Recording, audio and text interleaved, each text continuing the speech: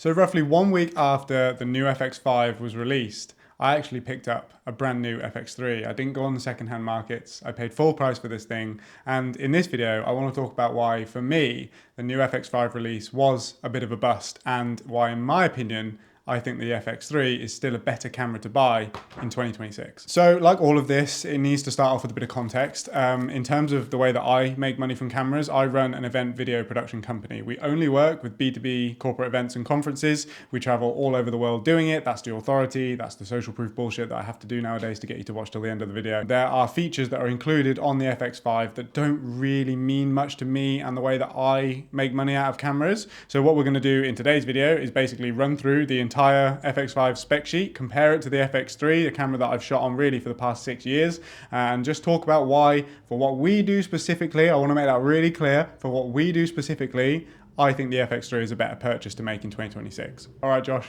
give me the specs. Sony FX5 top specs. So we've got full frame, 16 megapixel, fully stacked Exmor RS CMOS sensor.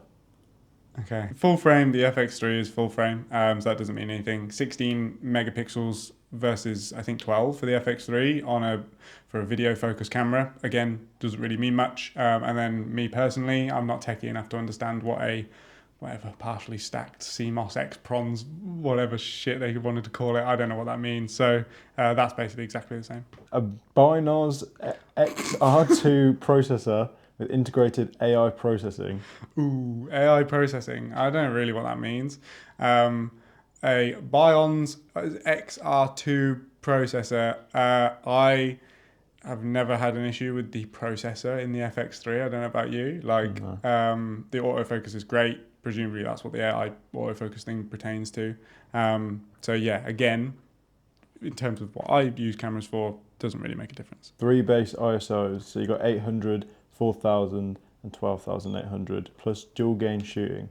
Okay, triple base is good. That is a feature that would be useful for me. So as an event videographer, white balance temperatures change drastically from kind of like, you could be shooting on a stage that's beautifully lit, so you need to drop down to 800, and then you could go into an exhibition, which is just horrible with people with like panda eyes and yellow lights, right? So having a triple base is really, really good. I've always thought that on the FX3, actually, the 12.8 is probably too much for a second base. We use the A7 V, which Josh is shooting on right now, and that second base is 8000, which I think is much better.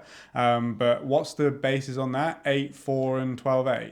Yeah, like 4 would be brilliant. I would have liked to have seen that be 6.4 or 8000, but 4000 is fine. So yeah, triple base actually a useful feature that I think you know would be worth getting.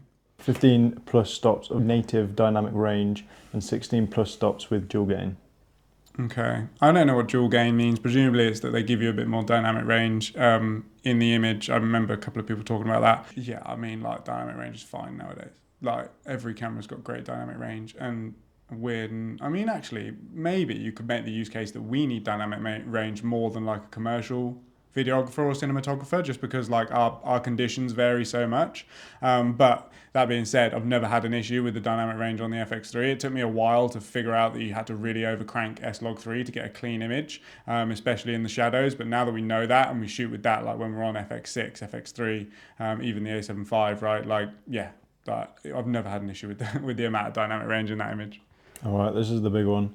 Full frame 5K open gate recording plus 4K up to 240 frames per second. Wow, open gate. Just a small caveat. Look how big the handle is on this cup. Look how stupid that is. Like, it's a horrible cup. Oh well. Open gate. Yeah, I mean, that is really the only feature that actually interests me on the FX5. Like, there is a genuine difference to the FX3 apart from the triple base ISO. Like, because a lot of our work nowadays goes on socials, it would be so useful to not have to worry about essentially like shooting for vertical or horizontal. We could kind of do both at the same time. But that being said, like, the image resolution, quality, ability to punch in to vertical on the FX3 was really great. Like, it's really good anyway. But I think just having a higher resolution 5K sensor at open gate so we can cut a horizontal and a vertical, like, that genuinely does interest me. But I feel like Sony kind of done what Apple have done, you know, like when Apple removed all the ports from their laptops and then like in 2 years later they put it back. Like, Sony kind of said that open gate isn't a feature that anyone wants. and then like Lumix started releasing it. Canon then released it with their what's it called? Like is it C70 or C50 maybe? The one that shoots 7K open gate. And then Sony were like, oh shit, we actually need to do that. And I think it's useful that you're using the full sensor. It just makes sense that if you've got a full frame 3x2 sensor in it, like why not just capture that entire image? So yeah, rate that. That's actually good. Okay, internal 16-bit XOCN RAW recording, LT C1, C2 codecs. No external recorder needed. Yeah, internal RAW basically. I think it would be. I think generally it's a useful feature to have. However, for the specific use case that we have, which is like fast turnaround edits, a lot of footage, right? Like we're not turning up to shoots with a specific shot list where we're doing like 30 or 40 shots a day. Like one operator on my team, like I know Michael, like you know how much Michael shoots.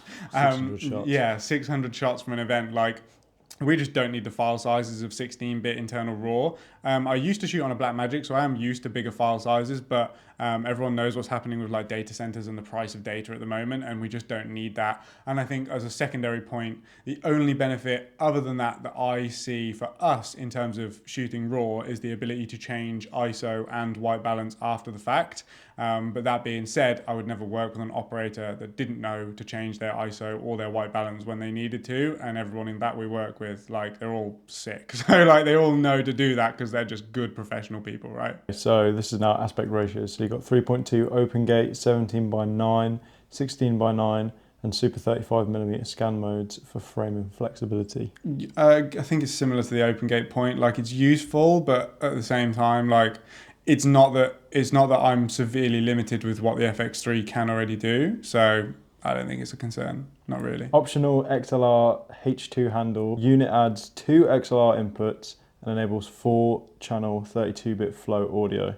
I think it's exactly the same XLR handle that comes on the FX3, right? I think it is. This crappy little... It's shit anyway, so like why, like that came with the FX3, so why the fuck anyone would pay extra to have that piece of shit? Like the only benefit is that like it gives you the 2 XLR ports, but generally as a piece of hardware, like it's naff compared to the cameras, right? And the fact that you've got to pay, I don't know how much extra it is, but like probably $2.99 to $5.99 for that thing, like nah, I'm alright.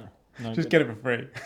Compact body around 750 grams. Ooh. I don't know how much the FX3 weighs, but it's probably same. similar, right? Yeah, it's probably a similar weight. Half the reason why we switched to a Sony system to shoot events specifically was because of the weight. I think the weight is great. I think the size of it is fantastic. That being said, would I have liked to see internal NDs in the FX5 and added on like 50% of the body weight and made that like a kilo? Like, yeah, fine.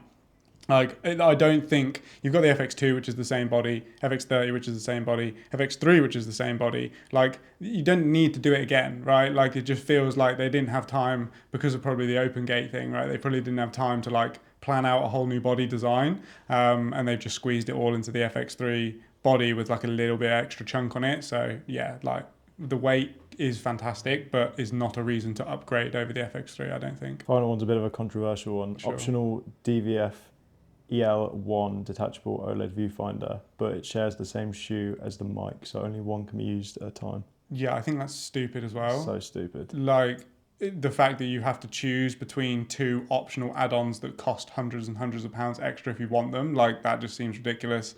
What do I think about the EVF? I personally have never used an EVF, so like it doesn't really, like I suppose that until I was in a position where like I was using one regularly, it just wouldn't be a thing for me. Similar to the XLR handle, like I can't imagine it's the greatest piece of hardware in the world if that's the quality that they want to get from their from their XLR handle, and the fact that you can't use them at the same time is annoying. The fact that it's extra money is annoying.